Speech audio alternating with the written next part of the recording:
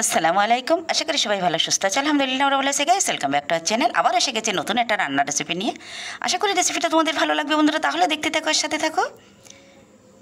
আজকে আমি দেখাবো ঝিঙে আলু দিয়ে তেলাপিয়া মাছের ঝোল। আমি কীভাবে এই ঝোলটা বানাচ্ছি সেটা তোমাদের সঙ্গে শেয়ার করব।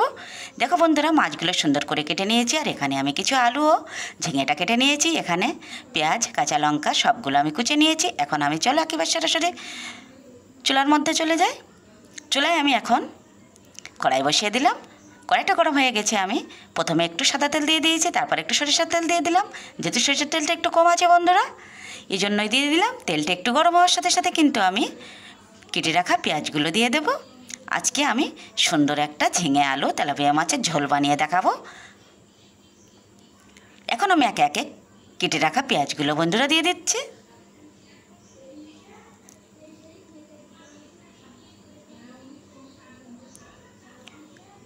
প্রতিদিনই আমি কিন্তু কাঠের উনানে রান্না করি, সেই রান্নাগুলো তোমাদের সঙ্গে শেয়ার করি। এখন আমার পেস্টটা কিন্তু একটু লাল লাল করে ভাজা হয়ে গেছে। এখন আমি কেটে রাখা আলুগুলো দিয়ে দিলাম।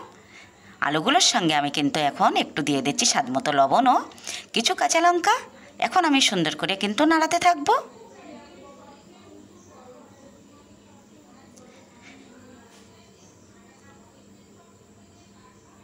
যেহেতু বন্ধুরা ঝিঙেটা একেবারে জলের তরকারি, ওটা তো সাথে সাথেই সিদ্ধ হয়ে যায়, সেজন্য আলুটা আমি একটু ভাজা ভাজা করে নেব। আর একটু স্বাদ মতো লবণ দিয়ে দিলাম।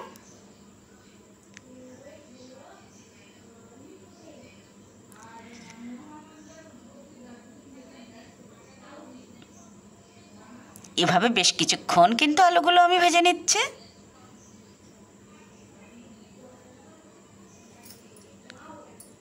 আলুটা কিন্তু একটু ভাজা ভাজা করে নিলে ঝিঙের ঝোলটা কিন্তু খেতে কিন্তু সেই টেস্ট হয়।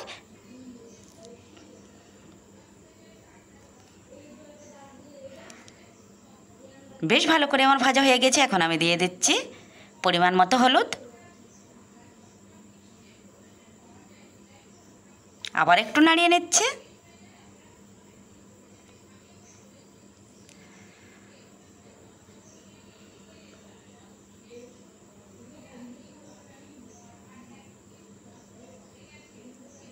আর যেহেতু সবুজ সবজি, সেজন্য কিন্তু আমি কাঁচা লঙ্কা এখানে ইউজ করেছি।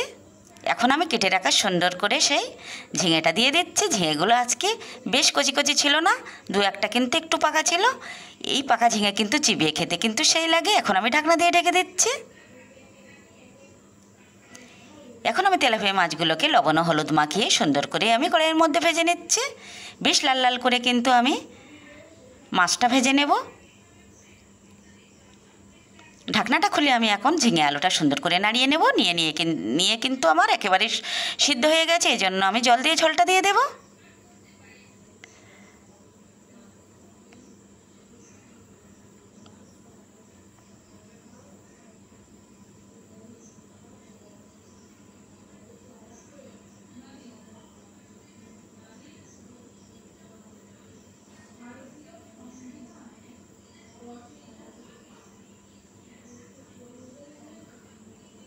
দেখো বন্ধুরা, একেবারেই কিন্তু জল ব্যবহার করলাম না। ঝিঙে থেকে যে জল ভরে হয়েছে তাতেই কিন্তু আমার আলু ও ঝিঙে একেবারেই সিদ্ধ হয়ে গেছে। এখন আমি সুন্দর করে নাড়িয়ে নিয়ে কিন্তু জল দিয়ে ঝোলটা দিয়ে দেবো। আর ওই ঝোলটা যখনই ফুটে যাবে তখন আমি সুন্দর করে লাল লাল করে ভেজে রাখা মাছগুলো দিয়ে দেবো। আর মাছগুলো দিয়ে কিন্তু ফুটে গেলেই একটু পরেই কিন্তু নামিয়ে নেব। হয়ে যাবে আমার ঝিঙে আলু দিলে তেলাপিয়া মাছের ঝোল। সেই টেস্টে সেই সুন্দর লেগেছিল। এই ঝোলটা এভাবে বানালে কিন্তু খুবই ভালো হয়, যেহেতু আলুগুলো আমি সুন্দর করে আগে থেকে ভেজে নিয়েছি। আর একেবারেই কিন্তু আগে থেকে আর কোনো জল ইউজ করিনি। এজন্য যেহেতু ঝিঙেটা জলা তরকারি, এই জন্য জল একটু কম দিয়ে একটু কষিয়ে সুন্দর করে রান্না করলে কিন্তু রান্নাটা সেই টেস্ট হয়। আর তো কাঠের জালে রান্না, এজন্য টেস্টটা কিন্তু খুবই ভালো হবে। এখন আমি একটু মরিচ ও জিরের গুঁড়ো দিয়ে দিচ্ছি। আবার একটু সুন্দর করে নাড়িয়ে নেব।